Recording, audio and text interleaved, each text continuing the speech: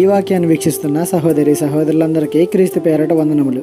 ఈరోజు వాక్యం ద్వారా దేవుడు మనతో చెప్తున్న మాట, అక్కడ కాకోలములు ఉదయమందు రొట్టెను మాంసమును, అస్తమయమందు రొట్టెను మాంసమును అతని యొద్దకు తీసుకుని వచ్చిచుండెను. రాజులు 1 గ్రంథము 17వ అధ్యాయము 6వ వచనము.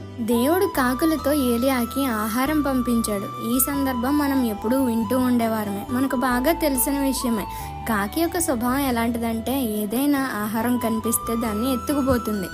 కొన్నిసార్లు మనుషుల మీద దాడి చేసి వారి దగ్గర ఉన్న ఆహారాన్ని ఎత్తుకెళ్ళిపోతాయి. అలాంటి స్వభావం ఉన్న కాకులతోనే ఏలియాకు ఆహారాన్ని అందజేయగలిగాడు మన దేవుడు. ఈనాడు నీ జీవితంలో కాకుల లాంటి సమస్యలు ఎన్నో ఉండొచ్చు. అదే కాకుల్లాగా నేను ఇష్టానుసారమైన మాటలతో నిన్ను గుచ్చవచ్చు. అదే సమస్యలను ఉపయోగించి నీకు సహాయం చేయగల సమర్థుడు నా యేసయ్య. సందర్భాలను తారుమారు చేయగల సమర్థుడు నా యేసయ్య. విశ్వాసం ఉంచు, నిందించిన నోరే నిన్ను గణపరిచేలా చేయగలడు నా యేసయ్య. ఈ చిన్న సువార్త పరిచర్యలో మీ సహోదరులు. God bless you. ఆమేన్.